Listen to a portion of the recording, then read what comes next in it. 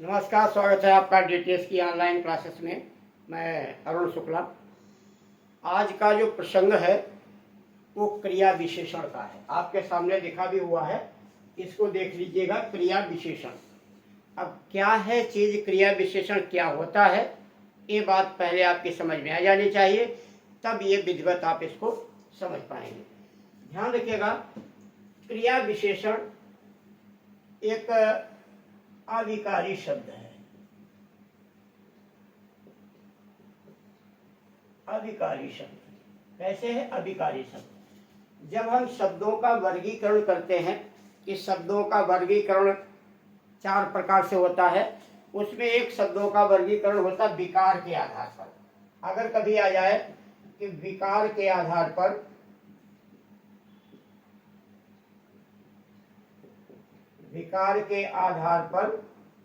शब्द, तो विकार के आधार पर शब्द कितने होते हैं? 2 प्रकार के होते हैं। कौन से? एक होता है विकारी शब्द और दूसरा होता है अविकारी शब्द। अविकारी, विकार माने परिवर्तन, अविकारी शब्द यानी अपरिवर्तनीय। अविकारी शब्दों को ही क्या कहा जाता? अव्यय। आ माने नहीं, व्यय माने खर्च, जो कभी खर्च ना हो। अविकारी मतलब अपरिवर्तनीय शब्द होते हैं। ठीक है, तो विकारी शब्द होते हैं विकार के आधार पे, और अविकारी शब्द होते हैं। विकारी शब्द कितने होते हैं? 4। और अविकारी शब्द भी कितने होते हैं? 4 प्रकार के। विकारी शब्द होते हैं संज्ञा, सर्वनाम, विशेषण और क्रिया। संज्ञा, सर्वनाम, विशेषण और क्रिया। अविकारी शब्द होते हैं क्रिया विशेषण,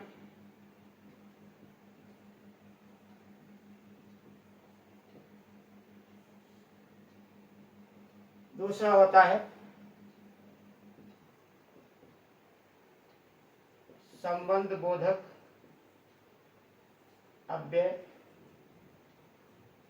समुच्चय बोधक अव्यय,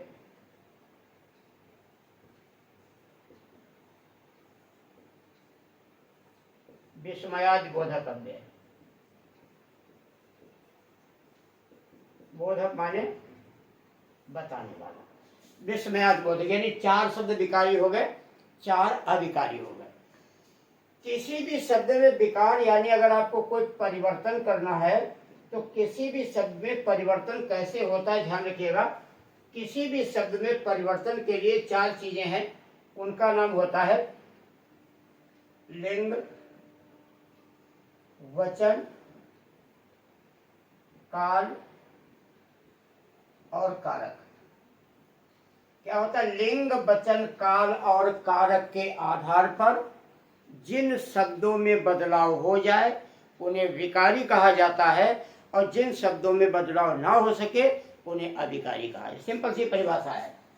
तो अगर ये कभी पूछ दिया जाए परीक्षा में कि शब्दों में विकार कितने प्रकार से होता है, यानी कितने प्रकार से परिवर्तन किया जा सकता है, जैसे कहीं शब्द लिखा लड़का, अब इस शब्द में परिवर्तन करना है, इसका क्या बदल? लिंग बदलना है, तो क्या हो जाएगा? लड़की। अगर लिंग वचन बदलना, क्या हो जाएगा? लड़के। किससे हुआ? लिंग और वचन के माध्यम से। तो लिंग वचन के माध्यम से जहां परिवर्तन हो जाए वो विकारी, और ना हो जाए वो अविकारी। अब यहाँ अविकारी शब्द की अगर परिभाषा लिखना चाहो कि आपको देना है कि अविकारी शब्द क्या होते हैं, तो कहिएगा जिन शब्दों में लिंग, वचन, काल, कारक के आधार पर परिवर्तन किया जा सकता है उन्हें विकारी कहते हैं, और नहीं किया जा सकता है उन्हें अविकारी कहते हैं। कौन से? लिंग, वचन, काल, कारक के आधार पर। यहाँ एक और महत्वपूर्ण बात आपको देख लेनी है, वो ये है कि एक होते हैं उपसर्ग, प्रत्यय और निपात। ये भी आपको उपसर्ग प्रत्यय पढ़ा दिए गए हैं, निपात भी पढ़ा दिए जाएंगे। उपसर्ग, प्रत्यय और निपात ये भी शब्द अविकारी ही होते हैं। तो अभिकारी की संख्या 1, 2, 3, 4 और 3, 7 क्यों नहीं बताई गई? यदि उपसर्ग प्रत्यय निपात भी अभिकारी होते हैं तो इनको आपको कहना चाहिए 7, लेकिन नहीं। क्यों नहीं ऐसा कहा गया? तो ध्यान रखिएगा, उपसर्ग प्रत्यय निपात ये हैं, ये शब्द नहीं है, ये शब्दांश है। और यहाँ चर्चा किसकी हो रही? शब्द की चर्चा हो रही है। ठीक है, तो लिंग वचन काल कारक क्रिया विशेषण संबंध बोधक अव्यय समुच्चय बोधक विस्मयाद बोधक ये अभिकारी है और ये भी अभिकारी है, लेकिन ये शब्दांश है। लेखपाल या यूपी पुलिस की परीक्षा में एक और प्रश्न पूछ लिया जाता है जो ज्यादातर आता है। अगर विगत वर्षों के पेपर आप देखेंगे कि इनमें कौन सा विकारी शब्द है, तो क्या करेंगे? 3 यहाँ से दे देंगे, 1 यहाँ से। लास्ट ईयर पूछा गया था इनमें से कौन अभिकारी शब्द नहीं है, तो यहाँ पर 3 दिए थे, 1 इसमें दे दिया गया था। तो इस प्रकार विकारी क्या होते हैं, अभिकारी क्या होते हैं, ये बात भी आपको पता होनी चाहिए। और साथ ही साथ ये भी पता होना चाहिए कि इनके नाम क्या हैं, इनकी संख्याएं कितनी हैं, और फिर इसके बारे में तो हम चर्चा कर ही रहे हैं। तो ये आपको मैंने क्लियर कर दिया कि क्या है विकारी और क्या है अभिकारी शब्द। अब आते हैं क्रिया विशेषण पर, जो आज का मुख्य टॉपिक है। इनमें से एक है क्रिया विशेषण। तो अभिकारी शब्द के पहले भाग क्रिया विशेषण पर चर्चा करेंगे। तो इसकी परिभाषा लिख देते हैं, अभिकारी शब्द की क्रिया विशेषण की परिभाषा लिख देते हैं। वे अभिकारी शब्द जो किसी क्रिया की विशेषता बताते हैं।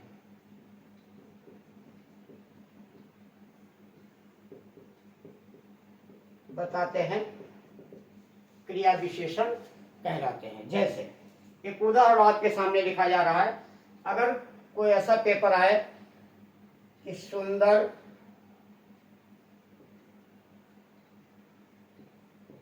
लड़की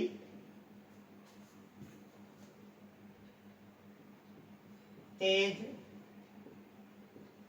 चलती है, या हो जाएगा पढ़ती है। सुंदर लड़की तेज चलती है। अब यहाँ पर जो शब्द आपका आया सुंदर, ये सुंदर क्या है? ये विशेषण है। ये किसकी विशेषता है? ये लड़की की विशेषता है। यहाँ तेज शब्द क्या है? तेज शब्द क्रिया विशेषण है।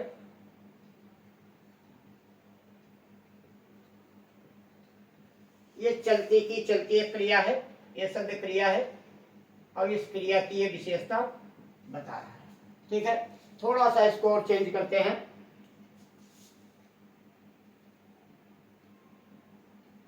बहुत सुंदर लड़की बहुत तेज चलती है। बहुत सुंदर लड़की बहुत तेज चलती है। चेंज किया थोड़ा। अब यहाँ बहुत क्या है? ये बहुत सुंदर की विशेषता है और सुंदर से विशेषण है, इसलिए बहुत शब्द प्रविशेषण है। बहुत शब्द प्रविशेषण है। अब यहाँ क्या है? यहाँ बहुत जो है तेज की विशेषता है और तेज क्रिया विशेषण है, इसलिए बहुत शब्द भी क्रिया विशेषण ही है। क्रिया विशेषण ही है। अब ये बात ध्यान रखिएगा, यदि किसी संज्ञा या सर्वनाम से पहले 2 विशेषण आ जाएं, तो पहला विशेषण होता है और दूसरा क्रिया विशेषण होता है, क्योंकि लड़की एक जातिवाचक संज्ञा है। लेकिन क्रिया से पहले चाहे 1 विशेषण हो चाहे 2 विशेषण हो, उन सबको क्रिया विशेषण ही कहा जाता है। अर्थात क्रिया विशेषण में प्रविशेषण जैसी कोई बात नहीं होती। प्रविशेषण केवल विशेषण प्रविशेषण होते हैं, लेकिन क्रिया विशेषण अभिकारी शब्द है, उसमें इसकी स्थिति नहीं होती। तो ध्यान रखिएगा, शब्द से पहले चाहे 1 विशेषता हो, चलने की विशेषता वो तेज है, चलने की विशेषता वो बहुत है, इन दोनों को ही क्रिया विशेषण कहा जाएगा। तो ये बात क्लियर हुई कि क्या होता है क्रिया विशेषण। अब आते हैं कि हिंदी में क्या आवश्यकता थी क्रिया विशेषण की, उसको भी समझिएगा। ये अधिकारी शब्द है और अव्यय अधिकारी एक ही बात होती है। तो क्या आवश्यकता थी हिंदी में क्रिया विशेषण की? तो ध्यान रखिएगा, क्रिया विशेषण क्या करता है? सबसे पहला काम होता है कि क्रिया की विशेषता बताता है। यानी सबसे पहला काम क्या करेगा क्रिया विशेषण?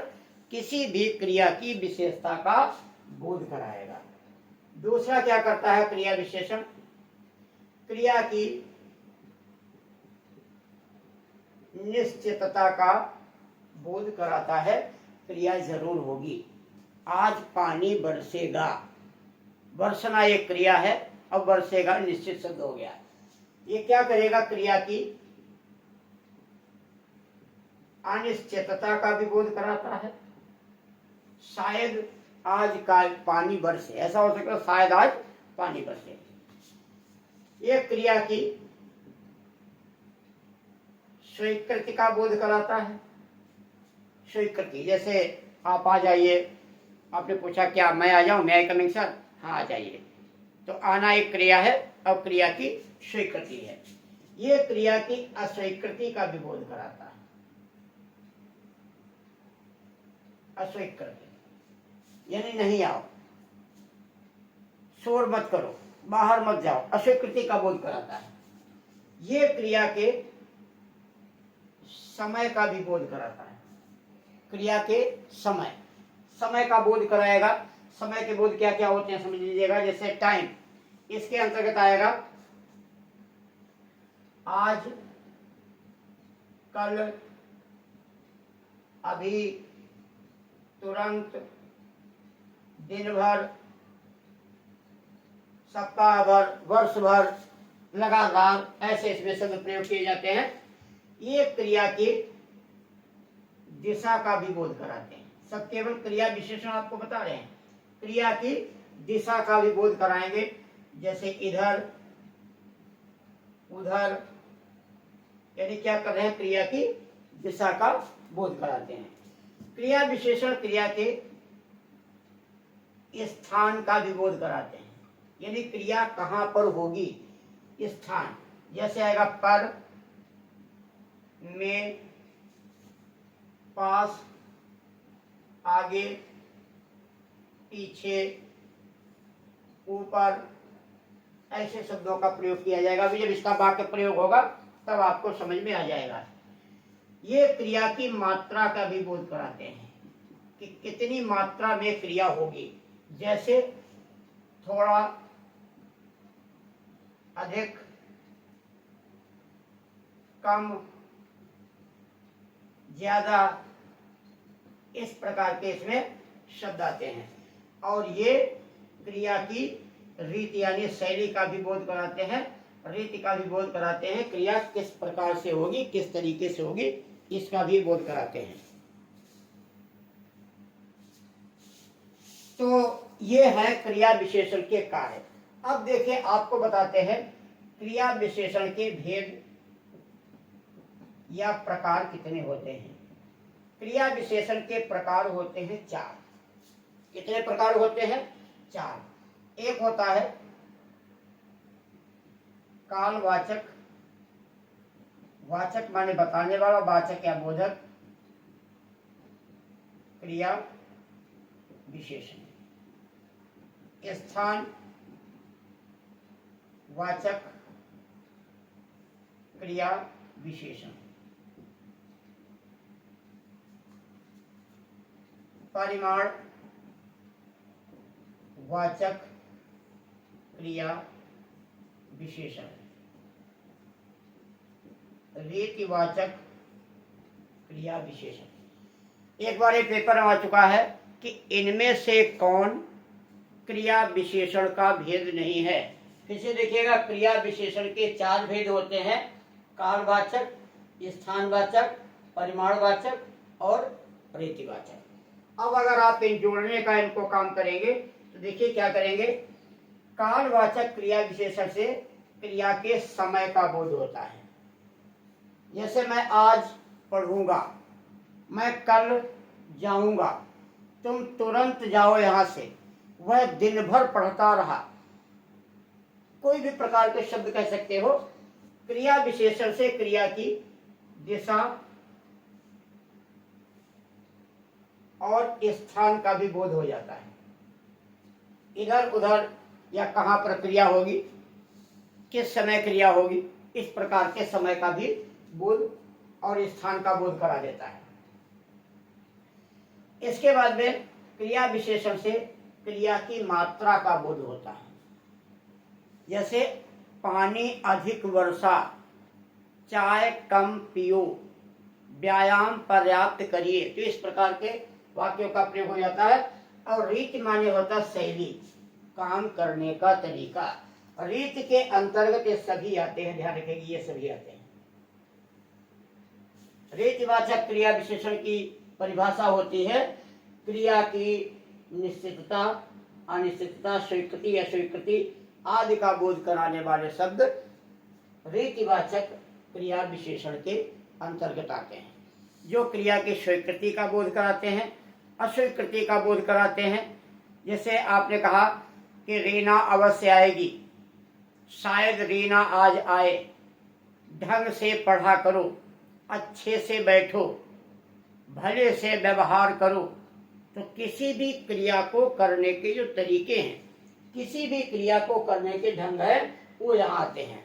अब एक बात फिर से समझ लीजिएगा जो आपके लिए अपरिहार्य है, क्योंकि किसी चीज को अगर क्रमबद्ध अध्ययन किया जाए तो बड़ी आसानी से आप समझ लेते हैं। क्रिया विशेषण एक अभिकारी शब्द है, और अभी मैंने बताया था अभिकारी 4 प्रकार के होते हैं। उनमें से एक क्रिया विशेषण है, संबंध बोधक है, समुच्चय बोधक है और परिमाण बोधक है। फिर क्रिया विशेषण के पुनः 4 भेद होते हैं, कालवाचक, स्थानवाचक, परिमाणवाचक और रीतिवाचक। यहाँ पर एक क्रिया के काम लिखे, क्रिया विशेषण हिंदी में क्या क्या करता है। तो कालवाचक क्रिया विशेषण से क्रिया के समय का बोध होता है कि क्रिया कब हुई थी या कब होगी। स्थानवाचक से क्रिया की दिशा और स्थान का बोध हो जाता है। परिमाणवाचक से क्रिया की मात्रा का बोध हो जाता है। और रीतिवाचक से क्रिया की रीति अर्थात क्रिया की शैली का बोध होता है कि किस प्रकार से काम किया जाएगा। तो आज हमने क्रिया विशेषण क्या है, अभिकारी शब्द क्या होते हैं, अव्यय किन्हें कहा जाता है, इन सब पर विस्तार से चर्चा की है ताकि बात आपकी समझ में आ जाए। अगली क्लास में यानी कल हम आपको बताएंगे कि क्रिया विशेषण की ये जो 4 भेद लिखे हैं, इनके कोई आपको एक एक करके इनकी परिभाषा देंगे और इनके उदाहरण भी आपको बताएंगे। तो आज की क्लास को आज यहीं पर समाप्त करते हैं। इस चैनल को लाइक और सब्सक्राइब करना है आपको। कमेंट बॉक्स में कैसा ये लगता है या आपका कोई सुझाव है वो अवश्य दिया करें। नमस्कार, जय हिंद।